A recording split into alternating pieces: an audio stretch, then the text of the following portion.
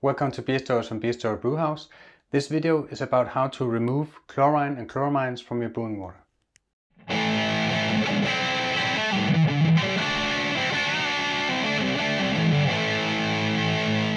If you want to make sure you don't miss any videos from Beerstories, please click like and subscribe down the corner.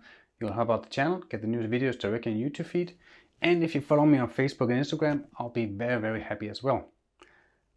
A little while ago I made a video on water treatment and what minerals to use and how to use them. And I didn't mention anything about removing chlorines or chloramines from your brewing water because here in Denmark it's not an issue. We don't add that in our drinking water, so I forgot.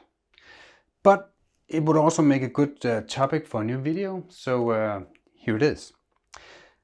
There are 5 easy ways to remove chlorines and chloramines from your brewing water. And the first 2 only remove chlorines. And the first one is just filling up your kettle with water. Let it sit overnight without a lid on it. It should volatilize out of it, but not the chloramines, only the chlorines. Number 2 is boiling your water for 20 minutes. That would also remove the chlorines. You can make a combo of 1 and 2, so getting up to a boil, let it sit overnight to cool down again. So if you only have problems with chlorines in your brewing water, you can just do that. If you want to make sure that everything is gone, you can filter it. So number 3 is a carbon filter. That can actually remove both. I have an RO filter that has a carbon filter in front of it. You can also just get a carbon filter. That was number 3. So number 4, Camden tablets. If you just follow the instructions on the package, it's very easy.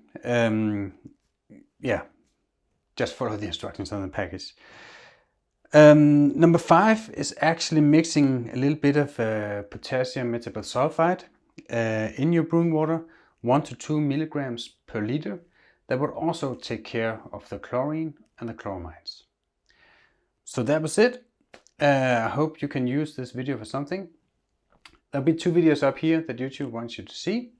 If you have any questions, write them down in the comments or on Facebook and Instagram. Please follow the channel, of course. I would like to hear what kind of experience you have with these problems down in the commentaries. So yeah, write to me. Other than that, have a happy brewing out there.